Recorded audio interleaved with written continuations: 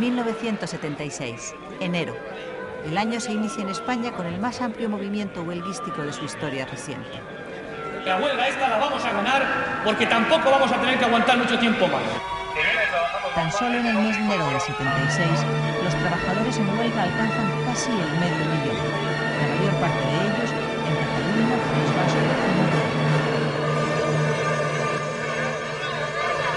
¡Compañeros! ¡Viva la clase obrera! ¡Viva! ¡A la huelga, compañeros! No vayáis a trabajar.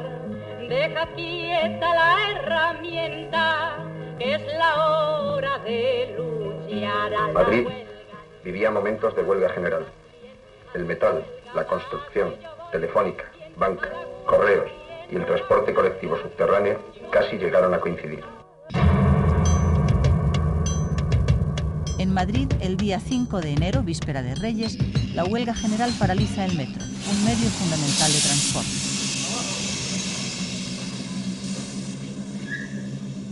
El gobierno considera entonces la posibilidad de militarizar a los empleados. El vicepresidente de Defensa se opone a ello, pero acepta en cambio que el ejército se haga cargo del servicio. El día 7 de enero, el metro empieza a funcionar operado por soldados del Regimiento de Ferrocarriles, custodiados a su vez por la Guardia Civil.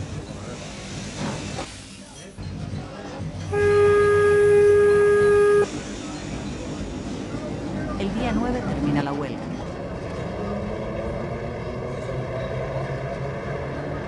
Días después y ante las huelgas generales de Correos y Renfe, el gobierno militariza directamente ambos servicios públicos considerados esenciales.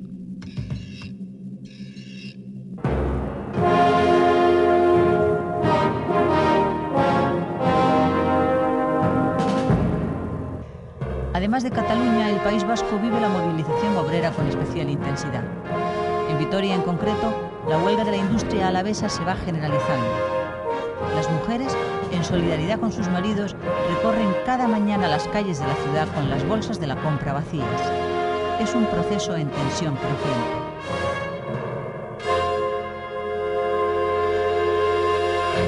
El tío que no sea capaz de ir de piquete, por lo menos tiene que ser capaz de no ir a trabajar. El movimiento de huelgas tiene en aquellos momentos dos motivaciones fundamentales, y una de ellas es política.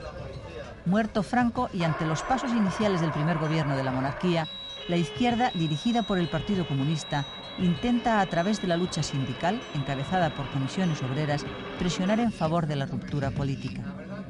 El objetivo central, lo dijeron, era, pues eso, la ruptura sensu stricto. Para nosotros, las huelgas políticas eran el arma fundamental que podíamos utilizar como instrumento de presión. Y estuvimos trabajando permanentemente para desarrollar un movimiento de huelgas políticas.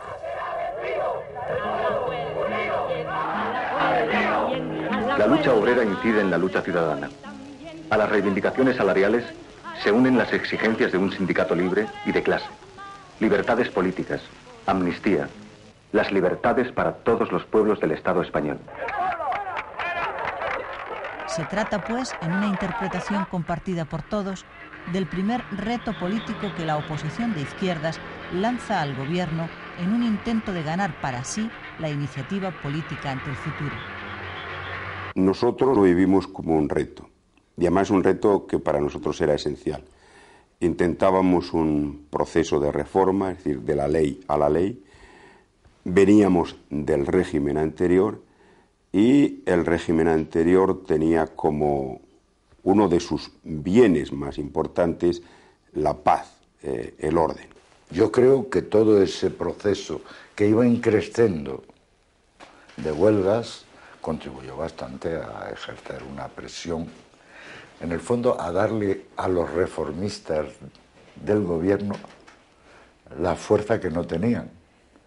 Porque claro, ese era su argumento, en el fondo ese era su argumento frente a los ultras, que ahí hay una oposición que es una amenaza y que puede llevar las cosas más lejos.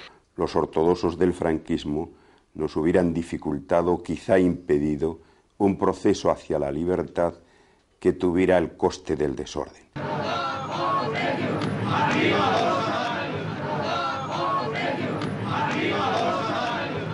Pero el movimiento huelguístico tiene, además de motivaciones políticas, razones económicas.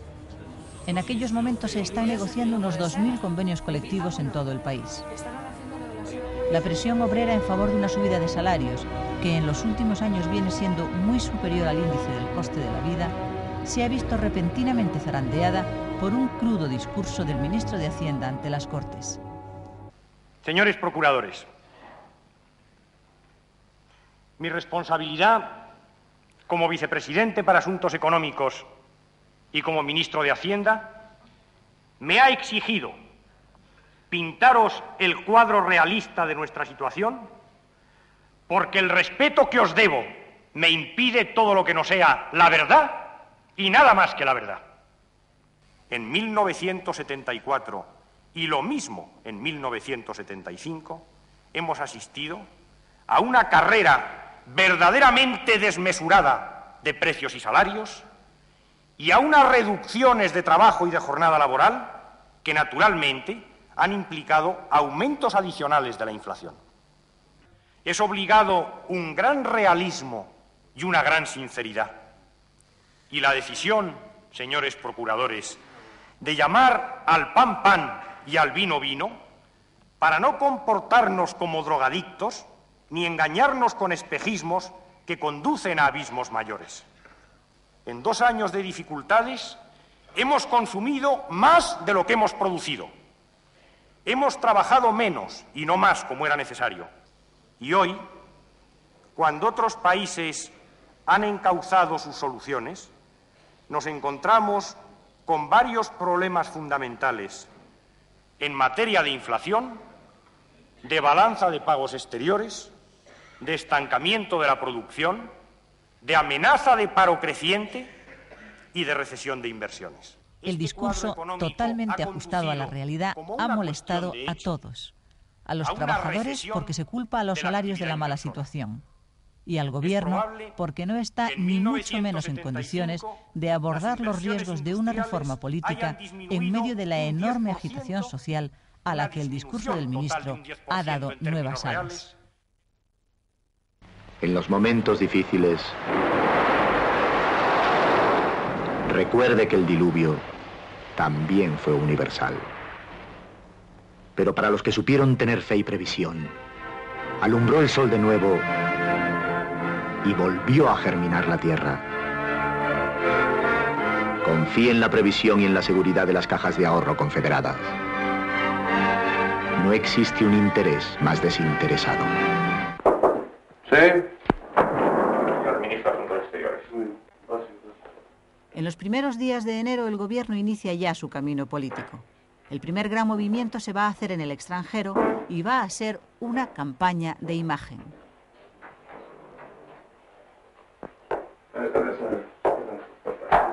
Fui a verle al rey, cuando fui nombrado para darle las gracias, al mismo tiempo a desayunar con él. Y le dije al rey, yo veo esto como una empresa en la que hay que empezar a vender la idea de que es una monarquía democrática, liberal, que está basada en el sufragio universal, en las libertades y en una constitución democrática, como una noticia que hay que dar a los países más importantes de nuestro entorno exterior. Al rey le pareció muy bien, le pareció una idea muy sensata y me dijo, bueno, tú tira para adelante y ya pues haremos lo necesario para que todo esto se pueda llevar a cabo. El ministro de Asuntos Exteriores inicia inmediatamente su primera gira por Europa. Para entonces ya se ha dado a conocer el esbozo de lo que pretende ser la reforma política desde arriba.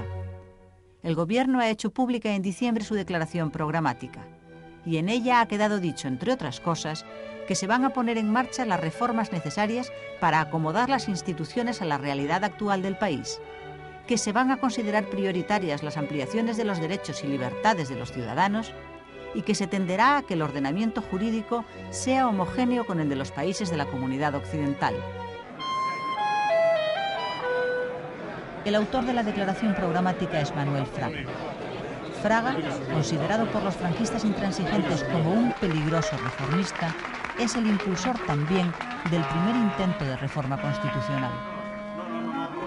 Era un terreno razonable, es decir, se había producido el tantas veces mentado hecho sucesorio, todos éramos conscientes de que la figura del rey y la situación internacional eran favorables a una acción de apertura que no comprometiera gravemente la seguridad, pero luego había que hacerlo, había que pasar el barrojo, y naturalmente yo creo que la labor del primer gobierno contribuyó seriamente a ello. El objetivo de la reforma Fraga, la estrella política de aquel gobierno, es el de someter a las instituciones franquistas a una profunda transformación, pero sin llegar a suprimirlas. Por eso, y respetando el principio de que la representación nacional se siga produciendo a través de la familia, el municipio y el sindicato, el proyecto de Fraga propone la constitución de 2 cámaras. La Cámara Alta o el Senado, que sería la mezcla suavizada de las actuales Cortes y del Consejo Nacional del Movimiento. La Cámara Baja, que acogería a los representantes de la familia, pero, y esto es lo importante, elegidos por sufragio universal, directo y secreto, como en cualquier democracia. Lo principal del proyecto es esa elección por sufragio universal de los representantes de la Cámara Baja. Porque para que eso se haga realidad, es necesario antes que puedan celebrarse elecciones generales, que existan partidos políticos que concurran a esas elecciones, que tales partidos sean legalizados, y es necesario también cambiar la composición de las actuales Cortes. Por lo tanto, el proyecto de reforma propone que se elabore una ley de asociación política, que se modifique el Código Penal para que los partidos políticos puedan ser legalizados, que se elabore una ley electoral y que se modifiquen parcialmente algunas leyes fundamentales, lo cual tiene necesariamente que ser sometido después a la aprobación de los españoles en referéndum. A pesar de su timidez y de sus cautelas, el proyecto de reforma política de Fraga es el primer puente que se tiende hacia una democracia más o menos lejana. Todos sabíamos que el punto de llegada era una situación diferente y al mismo tiempo con continuidad y sin ruptura, sin violencia y sin reproducir las experiencias lamentables que desde 1814 habían sido tan frecuentes en España. Una parte del país impone otra, expulsa a la otra, la exilia o la encarcela. Esa filosofía es la que los ministros esperan que el presidente Arias transmita a la nación cuando exponga ante las Cortes el programa reformista del gobierno. Pero no ocurre así. En medio de una gran expectación, el presidente del gobierno, don Carlos Arias Navarro, ocupa entre los aplausos de los procuradores la tribuna de oradores y va a dar comienzo a su discurso. Señor presidente. Carlos Arias parece incapaz de librarse del peso político del recuerdo de Franco. En este y ante foro la de decepción profundas general, resonancias pronuncia el 28 de enero ante el país un discurso español, ambiguo en los datos y donde sobre el todo gobierno lleno de ha una de retórica anunciar los franquista y rumbos del añorante, futuro de la acontecer que este político párrafo solo es una muestra. Para haceros partícipes, señores procuradores, como integrantes de la última legislatura de Franco, habéis recibido el alto honor de ser los albaceas de su memoria y el excepcional privilegio de hacer operativo el mandato expresado en su último mensaje, de forma que no pueda perderse en el recuerdo, sino que permanezca vivo en nuestro pueblo. Rechazado el riesgo de una interpretación revisionista de la reforma, os corresponde la tarea de actualizar nuestras leyes e instituciones como Franco hubiera deseado, sincronizándolas con las exigencias de esta etapa histórica. Tan importante tarea significa un gran honor, pero también una gran responsabilidad. Estoy seguro de que estas razones han influido poderosamente en la decisión del rey cuando resolvió prorrogar esta legislatura, y estoy absolutamente convencido de que todos vosotros, que no ignoráis que los enemigos de España están alerta, sabréis de poner en este empeño toda mira personal que merece esa empresa común que llamamos España.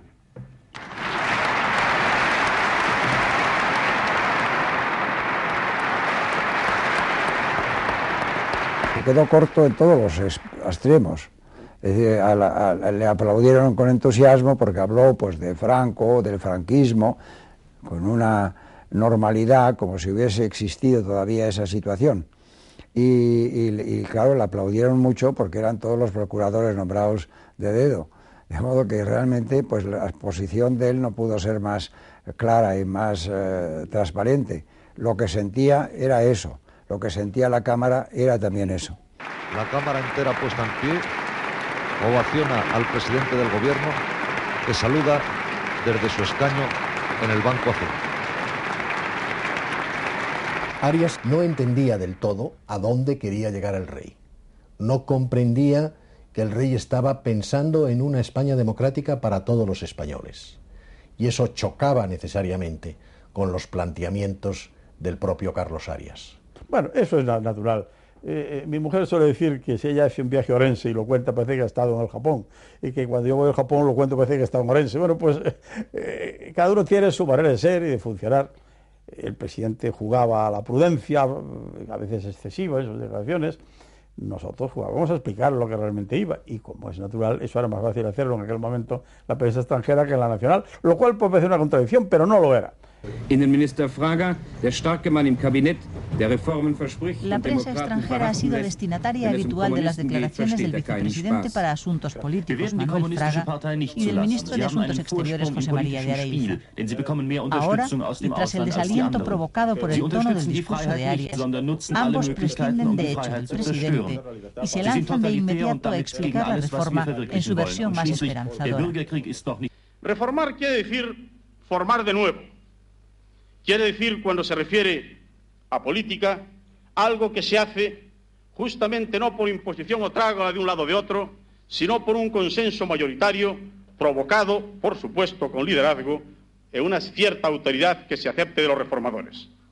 Supone, pues, cambios reales, no ficticios.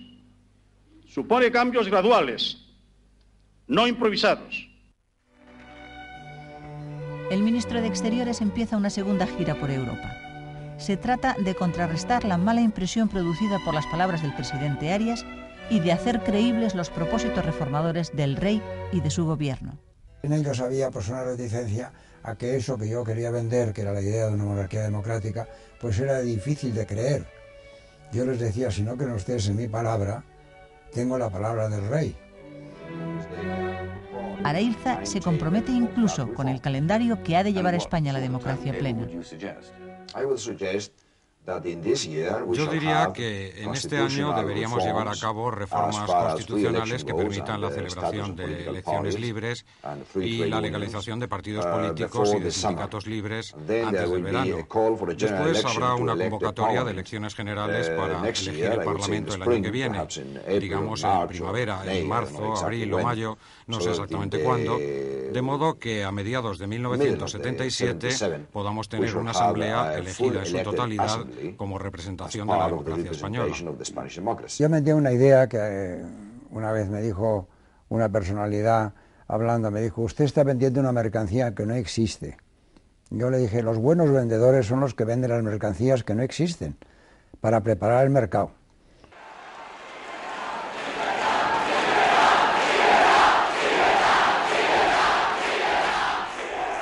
...5 de febrero. El recital del cantante Raimón congrega en Madrid a los principales líderes de las organizaciones y partidos de izquierda, ilegales por entonces, pero que empiezan a gozar, sobre todo los socialistas, de una cierta tolerancia.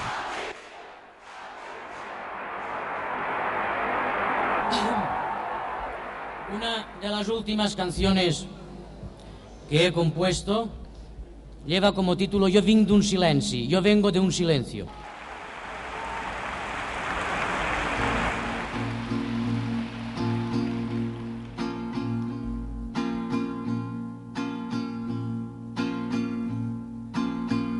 Jo vinc d'un silenci antic i molt llarg, de gent que va alçant-se des del fons dels segles, de gent que anomenen classes subalternes. Jo vinc d'un silenci antic i molt llarg. Jo vinc d'una lluita que és sorda i constant. Jo vinc d'un silenci que romprà la gent que ara vol ser lliure i estima la vida. que exigeix les coses que li han negat. Jo vinc d'un silenci antic i molt llarg. Jo vinc d'un silenci que no és resignat. Jo vinc d'un silenci que la gent romprà. Jo vinc d'una lluita que és sorda i constant.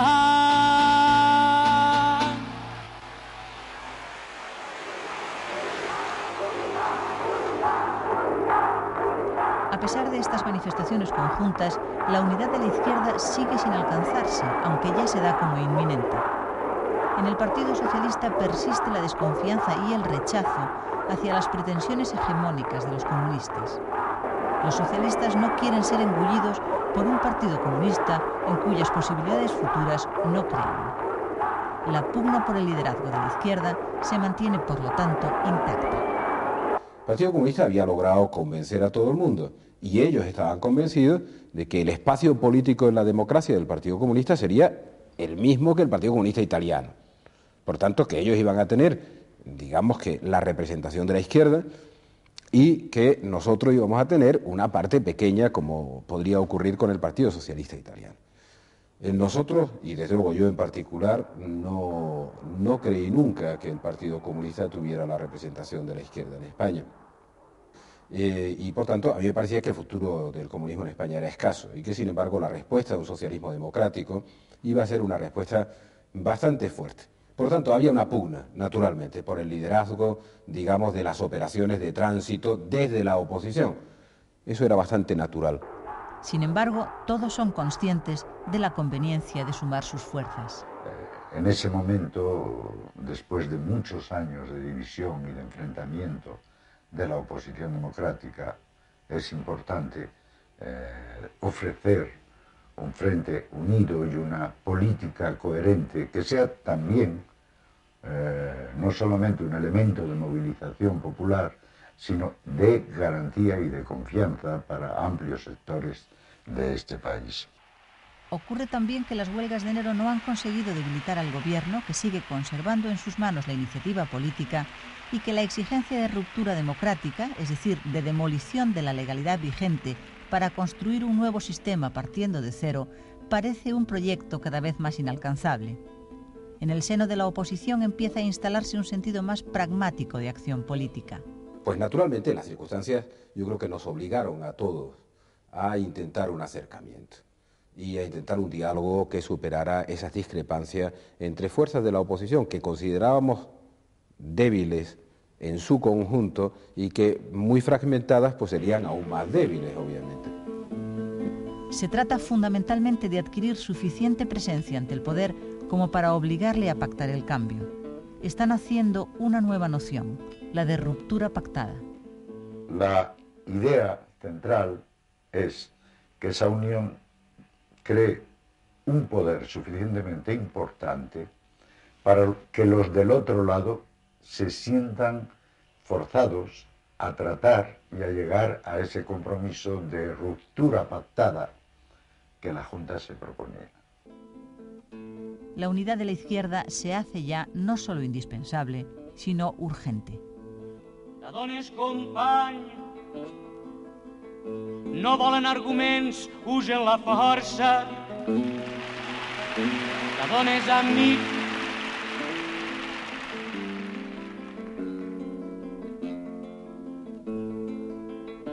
la dones company,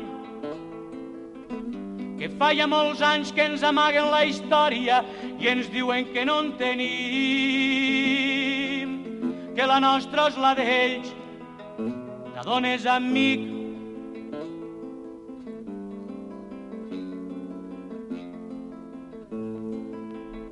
la dones company, que hem de sortir al carrer junts, molts, quan més millor. Si no volem perdre-ho tot, te dones amic, te dones company, te dones amic, te dones company, te dones amic.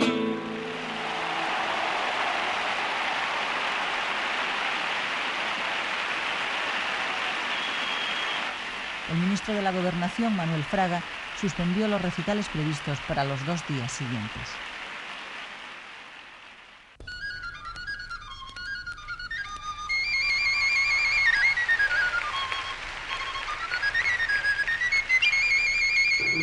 Democràtica de Catalunya, Organització Revolucionària dels Treballadors, Moviment Comunista de Catalunya, Organització Comunista d'Espanya Bandera Roja, Partit del Treball d'Espanya, Convergència Social... En Cataluña, el problema de la unidad de la oposición democrática hace años que ha sido resuelto. Desde 1971, la Asamblea de Cataluña aglutina a la oposición catalana de todas las tendencias en su lucha contra el franquismo bajo un lema que se ha hecho famoso. L'Assemblea de Catalunya crida per la llibertat, per l'amnistia i per l'Estatut d'Autonomia. Barcelona, 1 de febrer de 1936. Libertad, amnistía, Estatuto de Autonomía. Estas son las exigencias de la Asamblea y del recién constituido en enero Consell de Forces Polítiques de Cataluña, el organismo que coordina los partidos políticos catalanes. La izquierda, el centro y la derecha están unidos por el sentimiento nacionalista que los partidos de ámbito estatal también han hecho suyo.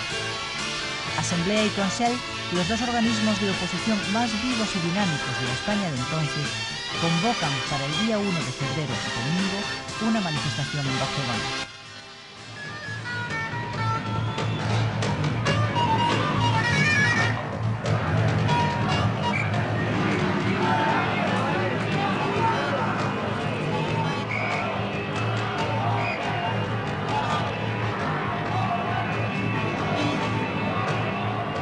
La convocatoria, que ha contado con el apoyo de organizaciones ciudadanas, de profesionales, de intelectuales, de artistas y de sectores importantes del clero, obtiene una respuesta masiva de la población. La manifestación se repetirá, aunque en menor medida, al domingo siguiente, día 8.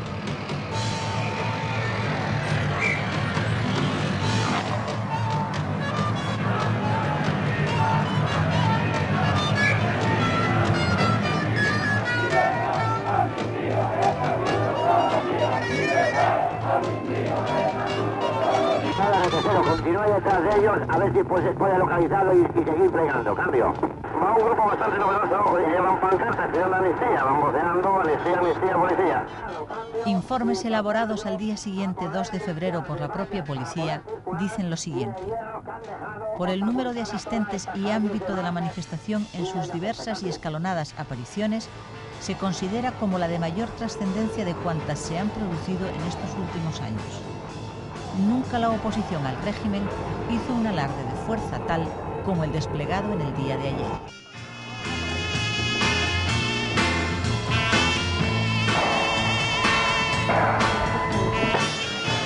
En Cataluña, democracia y catalanismo son dos símbolos de una misma cosa.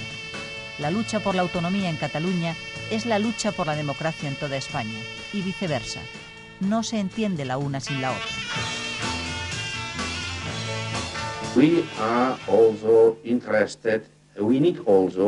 Nosotros también estamos interesados. Necesitamos también que el gobierno español tenga éxito en su intento de restaurar la democracia en España. Sería muy difícil para nosotros el conseguir la autonomía si en España hubiera una dictadura. Nosotros necesitamos también la democracia para España, para el resto del Estado español.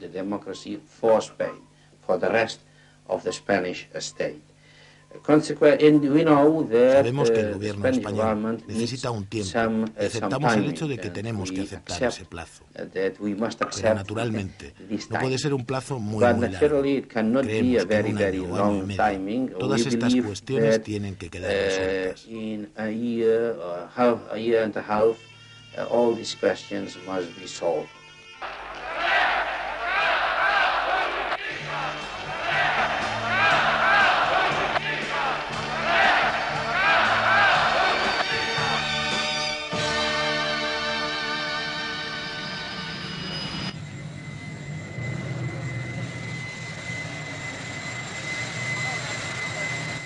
El 16 de febrero.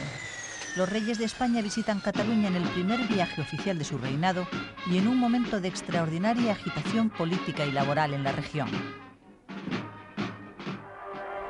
Esa misma noche y en la recepción oficial en el Palacio del Tinel, el rey escucha del presidente de la Diputación de Barcelona la vieja aspiración de Cataluña. Señor, en estos momentos el pueblo catalán está deseoso de que se reconozca cultural, administrativa, económica y políticamente la personalidad de Cataluña. Y en estos momentos, Majestad, creemos que la manera más efectiva y positiva de hacer realidad este reconocimiento es mediante el establecimiento de un régimen especial como primer paso para dotar al pueblo catalán de instituciones propias, tanto en el orden administrativo como en el económico y político. Son los mismos deseos de afirmación nacional, las mismas aspiraciones de autogobierno que 70 años antes ya expusiera Cambó al rey de España, Alfonso XIII, cuando éste visitó Barcelona en 1904. Concedo la venia para hablar.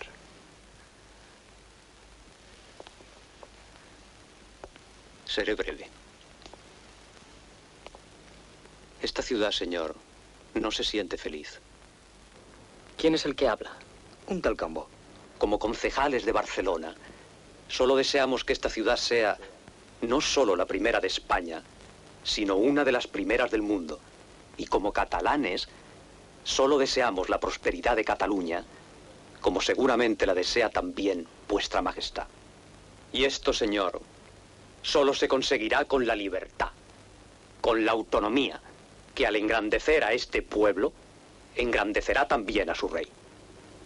Pasaremos los políticos aquí presentes, pasarán los partidos aquí representados, caerán regímenes, surgirán otros nuevos, pero el hecho vivo de Cataluña subsistirá. En 1976, don Juan Carlos responde a las palabras de Semarang con un gesto inesperado. Catalunya pot aportar a aquesta gran tasca comuna una contribució essencial i que no té preu. L'afecció dels catalans a la llibertat és llegendària i sovint ha estat fins i tot heroica.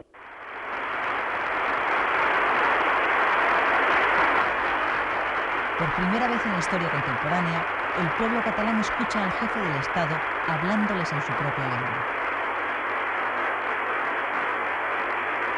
Visca Catalunya! Visca España!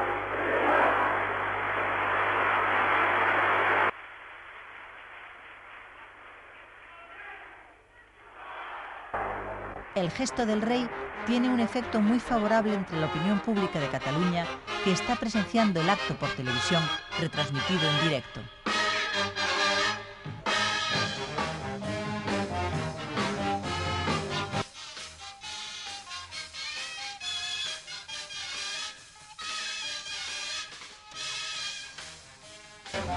En las jornadas siguientes, la población acoge a los reyes con una cordialidad creciente que contrasta con la fría acogida que les había dispensado a su llegada. Los catalanes han tomado nota de lo que de momento tan solo es un prometedor cambio de talante.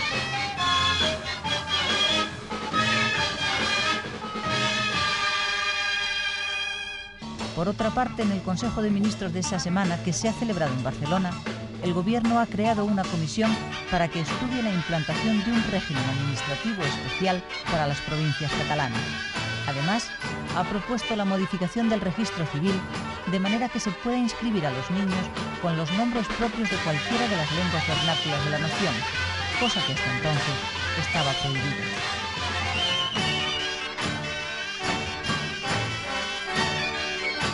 Cuando los reyes dejan Cataluña, don Juan Carlos ha dado el primer paso efectivo para conquistar una legitimidad que no la otorga ni la dinastía ni las leyes, pero que es esencial para la consolidación de la monarquía, la legitimidad que otorga el respaldo del pueblo.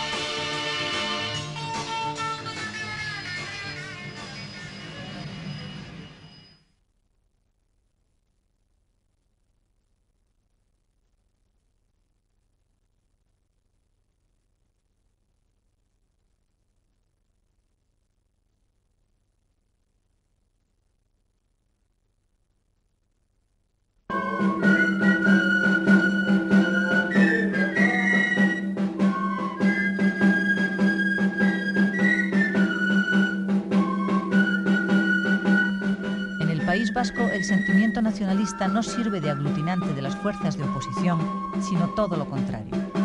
La dicotomía en el País Vasco no se establece entre democracia y dictadura, sino entre nacionalismo y españolismo.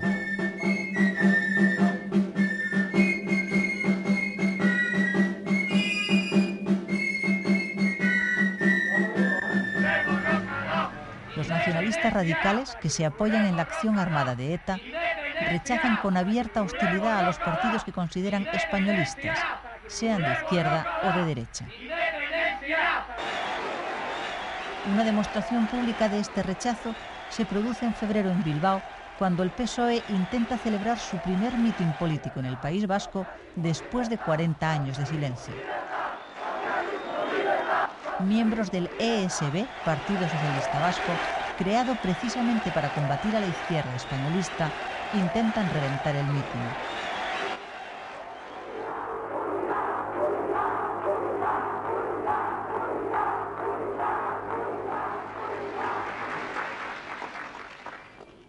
Hay grupos que han querido boicotear nuestra participación y nuestra palabra aquí.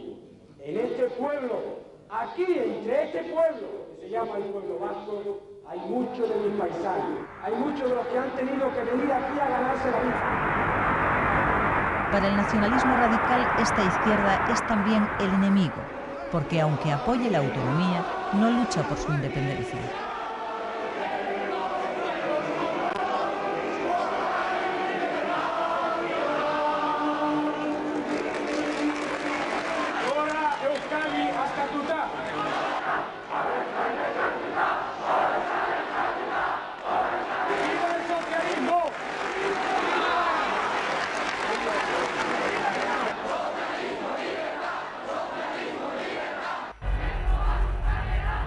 Lo que prima en estos momentos en la sociedad vasca no es la movilización por la democracia en toda España, sino contra la represión en Euskadi y por la amnistía de todos los presos políticos vascos, que son en su inmensa mayoría miembros de ETA.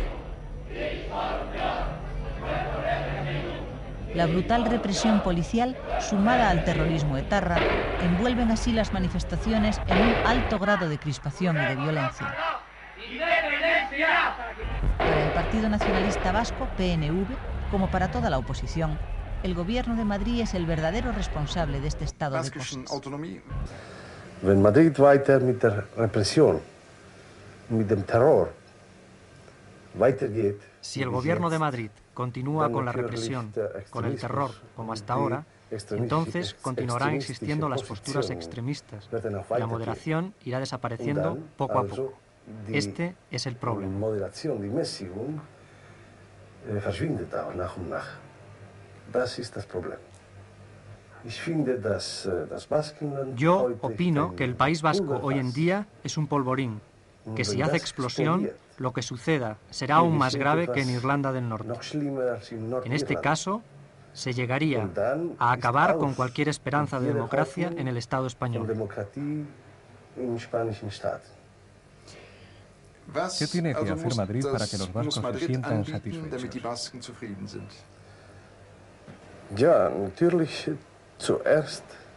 Sí, naturalmente, primero, que podamos creer que la democracia va a ser auténtica. Exigimos la amnistía para todos, una amnistía total. ¿También para los asesinos terroristas? Bueno, asesinos terroristas. Para nuestro pueblo son luchadores por la libertad. La acción de ETA, desde luego, la gente la ha aceptado fenomenal. Para una gran parte de la población, ETA es en aquel momento una organización que merece su apoyo porque se considera que ETA está luchando por la liberación de todos los vascos y por la independencia de Euskadi. Como han dado estos chicos hasta la vida, ¿no? Pues yo creo que la cabeza bien alta podemos llevar. Preguntada su opinión sobre la lucha armada de ETA, dice: Esa es la concepción de ETA. A una dictadura armada se puede reaccionar con la lucha armada. En todas las constituciones democráticas existe el derecho a la resistencia.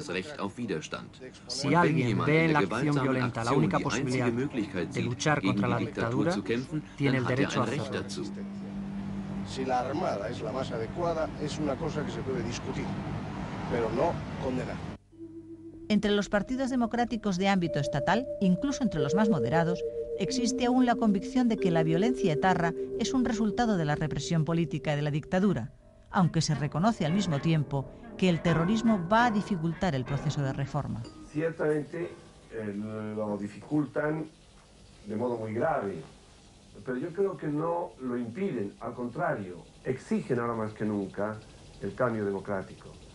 Lo dificultan porque el clima emocional que se ha creado hace más difícil cualquier diálogo, cualquier conjunción de esfuerzos, pero al mismo tiempo lo imponen ese cambio, porque los actos de violencia terrorista, se deben en una gran medida, a la inexistencia en España de unos cauces de concurrencia democrática. Pero el terrorismo se sigue justificando con esta vieja afirmación de ETA. El antifranquismo lucha contra Franco como si no hubiera opresión española sobre Euskadi. Nosotros luchamos contra la opresión española en Euskadi como si no hubiera Franco. La muerte de Franco no ha supuesto ni para los terroristas ni para quienes les apoyan el fin de ninguna etapa ni el comienzo de nada nuevo. La tesis de que aquí nada ha cambiado y nada va a cambiar se va a convertir en la coartada esencial del terrorismo de ETA durante muchos años.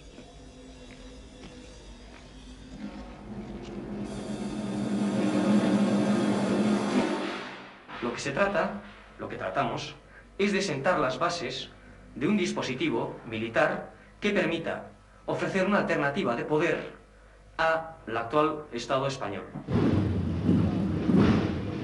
En el mes de enero, ETA mata a un guardia civil cuando éste se disponía a retirar una ikurriña. En febrero, ETA mata a tiros al alcalde de Galdácano y a un civil. En marzo, son asesinados otros 3 civiles a los que ETA acusa de haber informado a la policía. Durante ese trimestre, ETA inicia la práctica habitual del secuestro de empresarios para cobrar rescate. Entre enero y marzo secuestra a 3 empresarios. Al primero lo libera por enfermedad, al segundo porque la familia paga y al tercero lo asesina. El día 7 de abril el cuerpo de Ángel Berazadi es arrojado a una cuneta con un tiro en la nuca.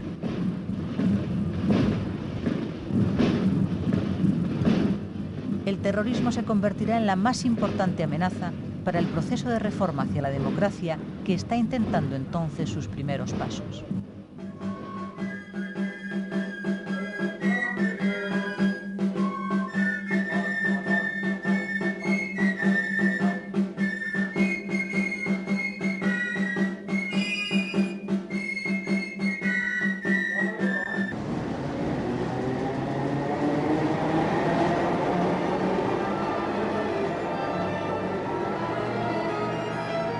París, mes de enero.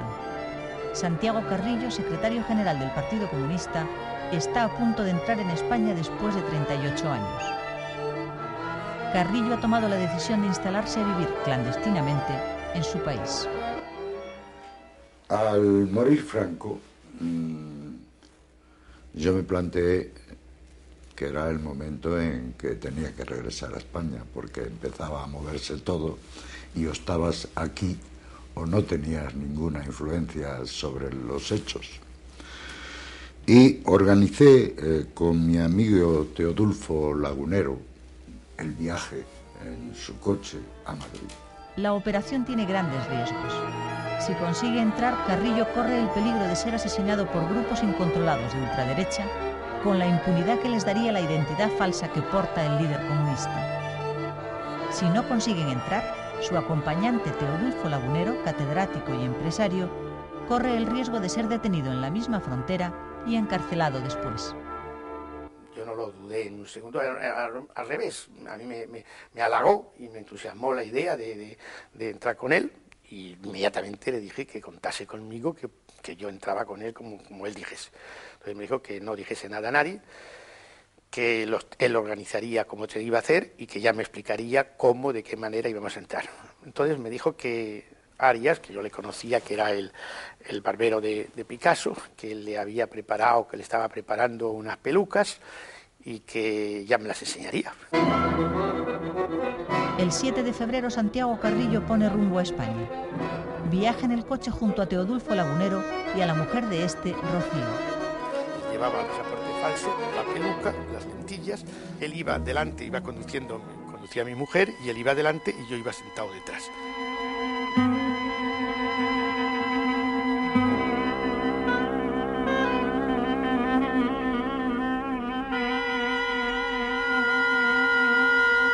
Carrillo cruza la frontera con toda facilidad. Aunque yo no había hecho ese paso, lo habían hecho centenares de camaradas míos de ida y de vuelta, y entonces en la frontera, como no estuvieses denunciado, la verdad es que no había ningún peligro, podía pasar cualquiera. Pero a unos kilómetros de la frontera hay un puesto de la Guardia Civil que evidentemente tiene una finalidad de aduanas y se conoce que cada X coches pues filtran a uno. Y nos pararon. Y un sargento de la Guardia Civil nos mandó salir a todos del coche. Nos quedamos horrorizados porque en ese momento no pensamos nosotros que era el control habitual que cada X coches hacen a un coche para registrarle. Registraron hasta los asientos. Hasta por el techo del coche estuvieron tocando con la mano. Y nosotros fuera. Hacía mucho viento y Santiago se sostenía la peluca con la mano. Yo dije, aquí se va a armar la de Dios porque se le va a caer la peluca. Y este señor que estaba buscando aquí una cajetilla de tabaco, pues se va a encontrar aquí con el secretario del Partido Comunista. Y para colmo de males, parece una broma, pero aseguro rotundamente que es verdad, para un gran camión inmenso de Transportes Carrillo. O sea, que ya, dijimos, esto ya es el colmo. Transportes Carrillo.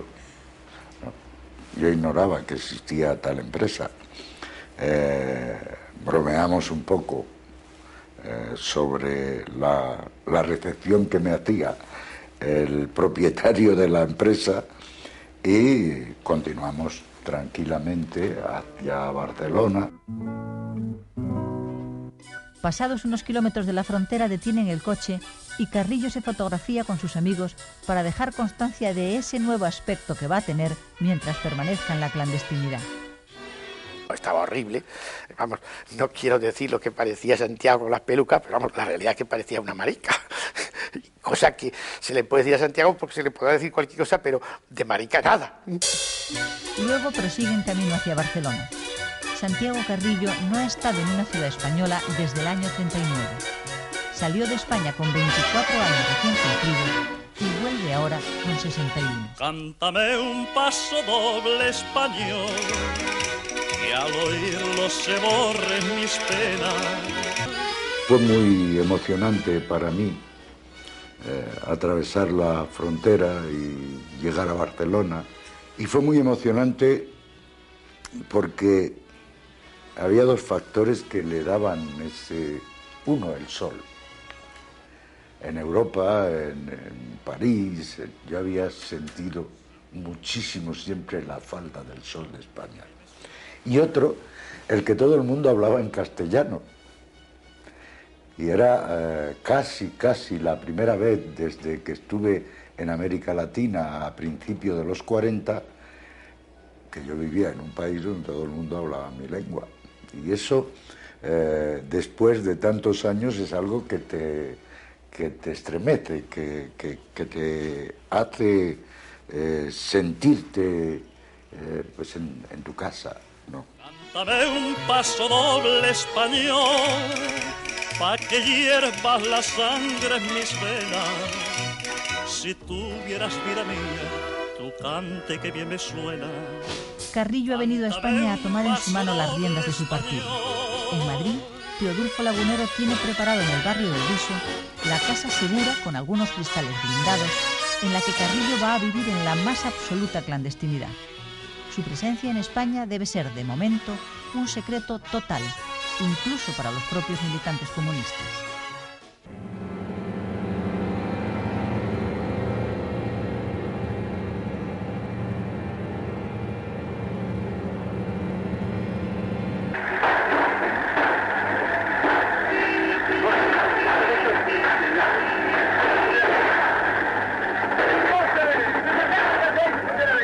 A ver ese fuego que ha sido al aire, cambio. Estaba preguntando si habían ido, cambio.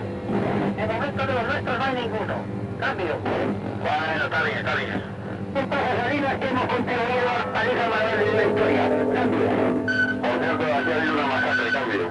Pero de verdad una masacre, ¿eh?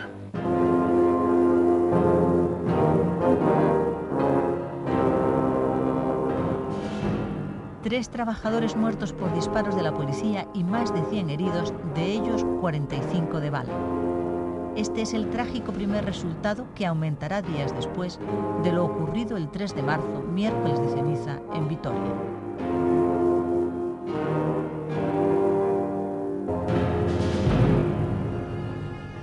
A las 5 de esa tarde, unos 5.000 trabajadores en huelga se aprietan en el interior de la iglesia de San Francisco de Asís para celebrar una asamblea plenaria que hace el número 241 desde que comenzó el conflicto en enero.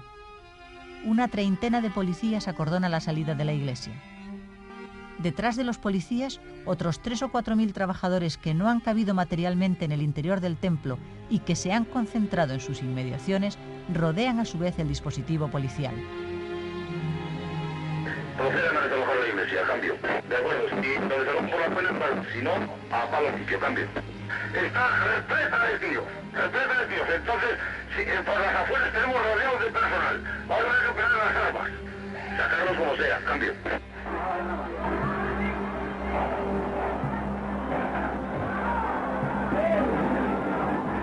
De repente la policía empezó a tirar pelotas de goma y piedras a las puertas para obligarnos a salir.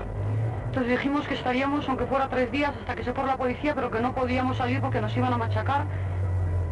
Y nos quedamos dentro. Entonces entró la policía con un pañuelo blanco y se les invitó por el micrófono a que dejaran las armas fuera y entraran a dialogar.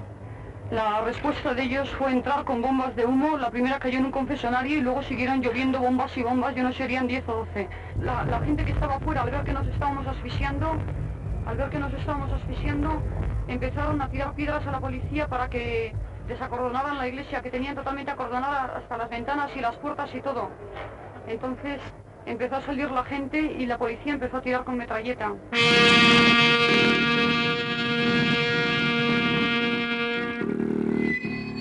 La noticia llega inmediatamente al gobierno, que está en una reunión de la comisión mixta examinando el borrador del proyecto de ley de asociación política.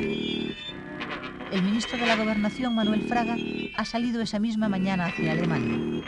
Le sustituye en su ausencia el ministro del movimiento, Adolfo Suárez. El presidente del gobierno, Carlos Arias, nos ordenó a Alfonso Osorio, Adolfo Suárez y a mí que nos retiráramos a algún despacho para estudiar la situación y proponerle soluciones. Aún vivíamos las costumbres del régimen anterior, en las que siempre las soluciones eran, o comenzaban al menos, por la declaración del estado de excepción. Arias está decidido a aplicar esa fórmula excepcional.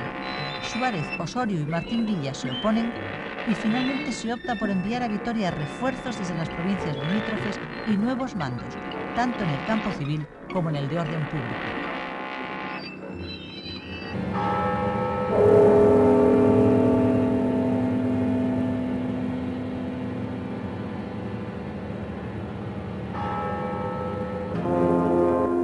Este es el violento desenlace de un problema que había comenzado 2 meses antes como conflicto laboral y que se ha ido crispando hasta estallar ahora con toda su carga política.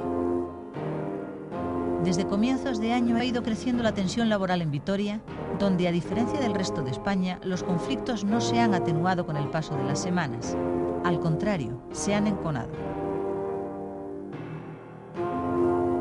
Creo que no estaba en todos aquellos movimientos la UGT, ni tampoco comisiones obreras. Creo que había más bien sindicatos abertzales, movidos por nacientes partidos políticos abertzales o por organizaciones terroristas. Y algún sacerdote exclaustrado que dirigía todas aquellas operaciones. Como siempre sucede también en los conflictos laborales, lo peor que puede acontecer es que aparezcan, capitalizando la situación, sindicatos o personas irresponsables. Tras los sucesos de ese miércoles de ceniza en la iglesia de San Francisco, donde 2 de las víctimas han quedado muertas en el suelo entre la multitud, la policía se ve superada por la infinita indignación popular y no logra controlar el caos.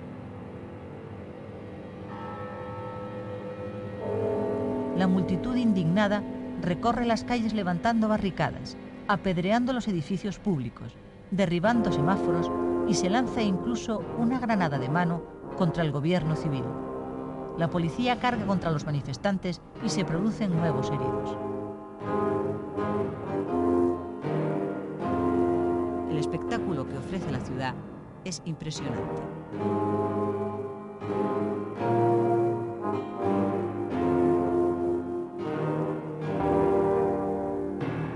En Madrid, Adolfo Suárez pasa el día y la noche pegado a los teléfonos. Se trata de evitar que la situación se desborde de nuevo y de enfriar los ánimos en la medida de lo posible. Y se hacen los análisis de lo ocurrido. Diversos ministros del gobierno teníamos informes claros y contundentes sobre lo que allí estaba sucediendo. Carlos Pérez de Bricio, por ejemplo, ministro de Industria, yo mismo, que había recibido de empresarios vitorianos y empresarios vascos largos informes sobre cómo se estaban movilizando a las fuerzas sociales por razones políticas. Una y otra vez informamos a Fraga, ministro de la Gobernación, de nuestro punto de vista. Y curiosamente nos contestaba siempre, eso es un problema laboral y yo no tengo por qué intervenir a favor o en contra de nadie. Tienen que resolverse esos problemas por los cauces lógicos de negociación y conversación entre empresarios y trabajadores. En contra de lo que a veces se ha acusado a la actitud de las autoridades gubernativas y del propio ministro de la Gobernación, yo creo que durante esos 2 meses se fue en exceso tolerante y que produjo una situación al final de muy difícil o imposible solución. Viernes 5. Mientras en Madrid y en vista de la situación, el Consejo de Ministros duda en sacar adelante el proyecto de ley de asociación política, en Vitoria se oficia el funeral por los 3 fallecidos hasta ese momento.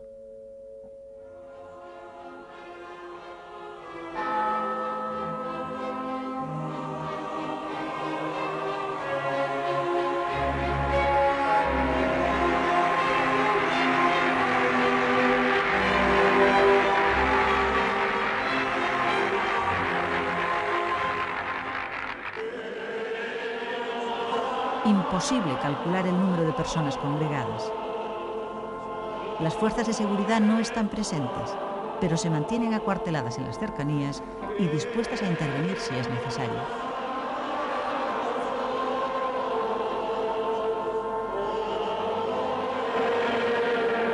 Concelebran 80 sacerdotes. Resulta difícil aprobar el hecho de que la fuerza pública penetre violentamente en uno de nuestros campos. No es lícito matar, no es lícito matar así. Para estas muertes creemos que no se puede encontrar justificación. Durante el funeral interviene también Jesús Fernández Nagues, uno de los líderes obreros que han encabezado el movimiento. Todos comprendemos el profundo dolor que no se puede explicar que tienen que sufrir los familiares de estos compañeros. Pero también queremos decirles que estos son hermanos nuestros.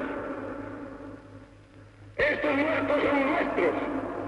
Son de todo el pueblo de Vitoria.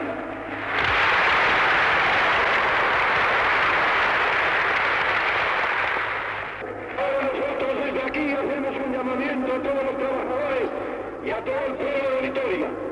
La huelga general debe continuar y nos debemos unir a la convocatoria de huelga general convocada para el lunes en todo el País Vasco.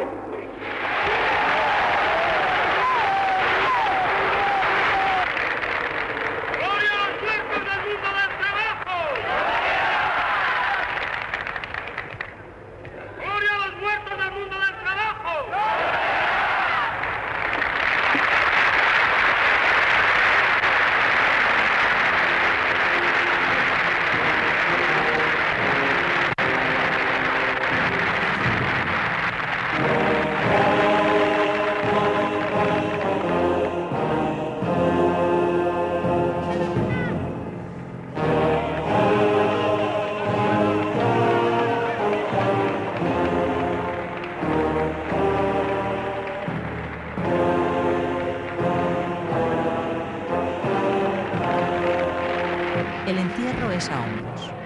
Van 50.000 personas en el cortejo. El recorrido por las calles de Vitoria dura horas.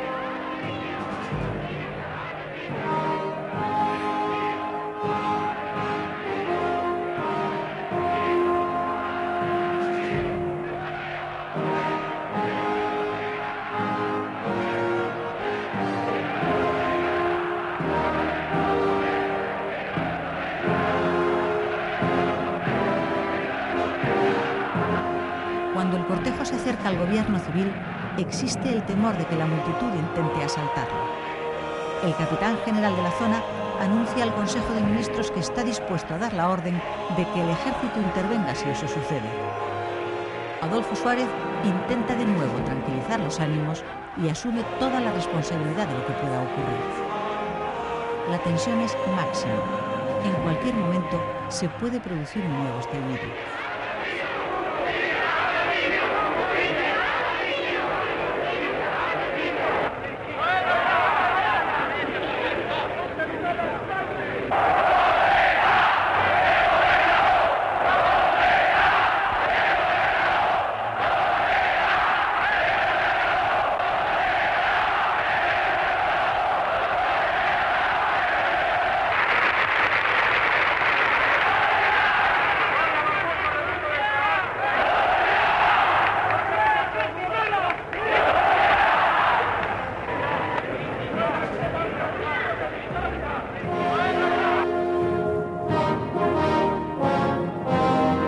Mientras tanto, el proyecto de ley de asociación política está en el alero a causa de la explosiva situación en Vitoria. El gobierno hace, sin embargo, un esfuerzo por mantener la iniciativa política a pesar de todo y aprueba finalmente el proyecto de ley para su envío a las Cortes. De todos modos, el gobierno va a quedar seriamente desacreditado ante gran parte de la sociedad, para la que lo sucedido en Vitoria ha producido unos efectos políticos muy negativos. También a los sucesos de Vitoria se le puede aplicar aquello que Dios escribe derecho con renglones torcidos, porque tuvo una consecuencia positiva. Yo creo que quienes estaban detrás de las reivindicaciones laborales, algunas justas, otras no tantas, se dieron cuenta que determinada conducción del movimiento huelguístico podía dar resultados tan negativos y tan luctuosos como los de Vitoria. En todo caso, ello fue una desgracia, el único caso que se nos fue de las manos. Sábado 6. Fraga ha regresado de Alemania y se presenta en Vitoria a visitar a los heridos. Le acompaña el ministro de Relaciones Sindicales, Rodolfo Martín Villa. Recuerdo que yo acompañé a Fraga a visitar a los heridos que estaban en el hospital de Vitoria. Pero los dos nos encontramos con que las familias de los heridos nos recibieron a nuestro interés por su estado, nos recibieron increpándonos y diciéndonos si es que íbamos a rematar a los heridos.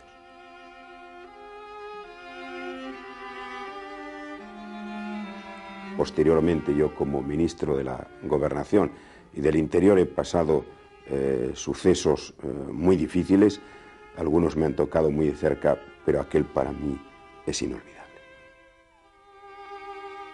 Vitoria causará aún más muertos. En esos días fallecen 2 de los heridos el 3 de marzo, y el sábado 6, en la localidad vizcaína de Basauri, un joven muere de un balazo en la cabeza durante los enfrentamientos entre manifestantes y policía, que vuelve a utilizar fuego real para disolver la manifestación. En el País Vasco se produce de nuevo una huelga general.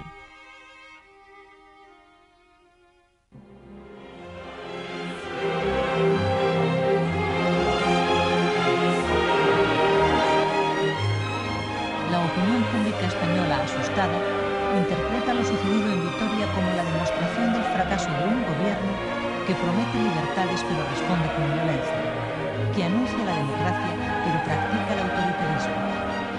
Desde distintos sectores de la vida nacional empieza a exigirse ya más decisión en la reforma hacia la democracia si se quiere evitar que la situación acabe desbordándose. Porque el tiempo político está pasando demasiado deprisa en España.